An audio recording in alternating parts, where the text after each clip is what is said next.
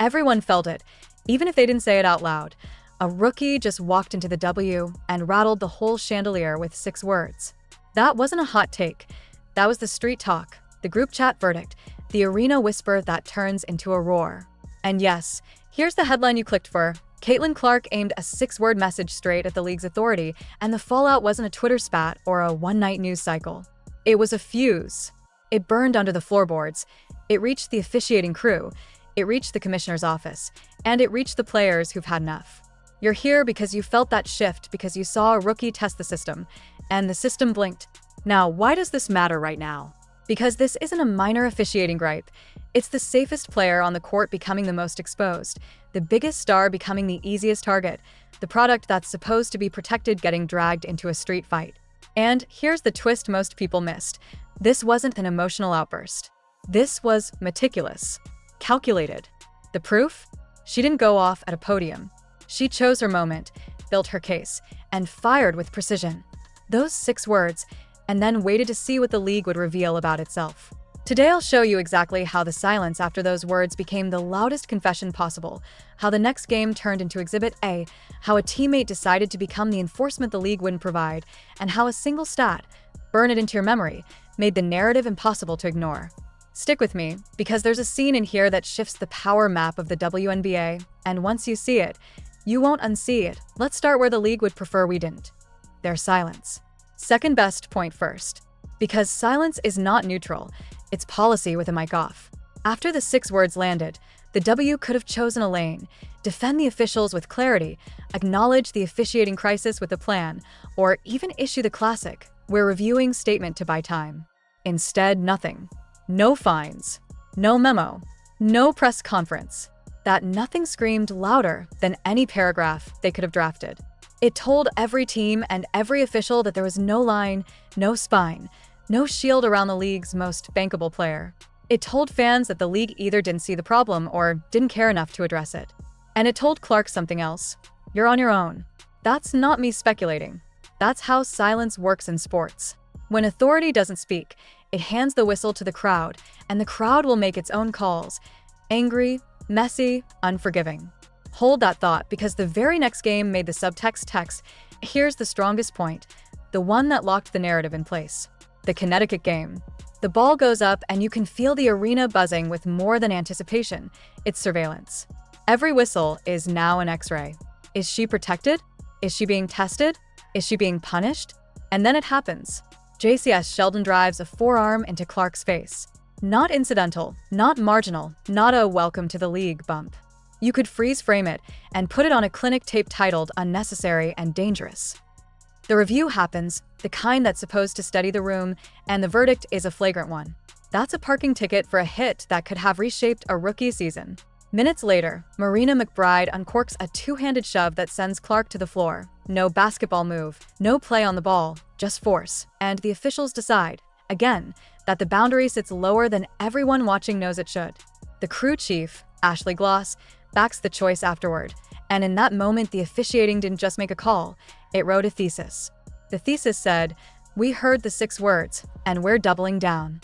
The league thought they were ending a conversation, but all they did was highlight every sentence in fluorescent yellow. If you zoom out, this was never just about a bad whistle. It was about a rookie who, from day one, became the league's economic engine. We're talking a 55% surge in viewership the second she laced them up. We're talking north of a quarter of the league's economic activity orbiting a single player. Tickets, merch, streaming numbers, sponsors recalibrating budgets. That's not hype. That's ledger books. Expectations said the league would wrap that kind of value in bubble wrap and Kevlar. Reality? They let her become a tackling dummy with a TV deal.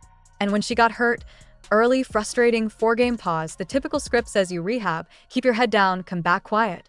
She didn't. According to people around the situation, she studied officials, not opponents. Patterns. Misses. Tendencies. Imagine a rookie building a case file. That's not a tantrum. That's a brief for the court of public opinion, prepared in advance. And remember the commissioner's line that landed like a brick in a glass sink. No winning team complains about officiating. That's the kind of comment that tells on itself. It recasts legitimate safety concerns as sour grapes. It telegraphs, play better and the ref problem solves itself. as if broken enforcement magically fixes when a team leads by 12. The league had a chance to step into the storm and separate fair criticism from chaotic noise. Instead, leadership went with the smirk. And when leaders smirk, crews swagger.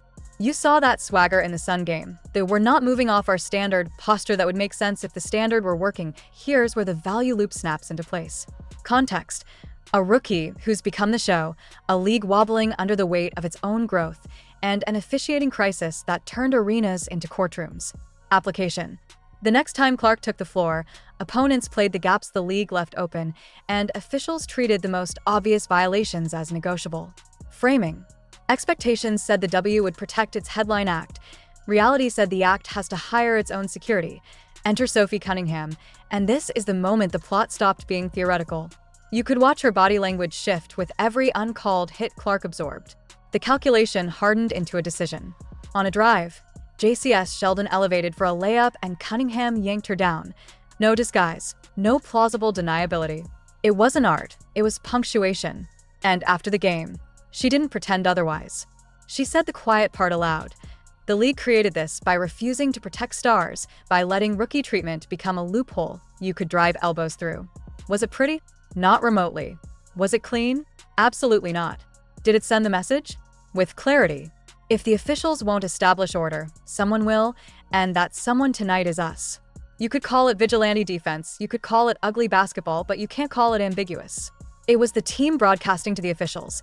Do your jobs, or the game will spiral into frontier law. Now, the number that strips away plausible deniability. One player absorbing 17% of all flagrant fouls in a season. Let that sit. 17%. That's not a blip, not bad luck, not rookies get fewer whistles. That's a pattern so bright it needs sunglasses. When you stack that number next to leadership's "no winning team complains" stance and the officiating crew's game night leniency, the picture darkens. Is this incompetence or design? Are teams gaming an unofficial policy that the league won't protect its biggest name because punishing her opponents would look like favoritism? If so, the irony is brutal. In trying to avoid the appearance of bias, you create a new bias against the player the product depends on. Meanwhile, fans are not stupid. They can smell when referees are officiating the discourse instead of the game. That's why trust evaporates so fast. You can have a missed call.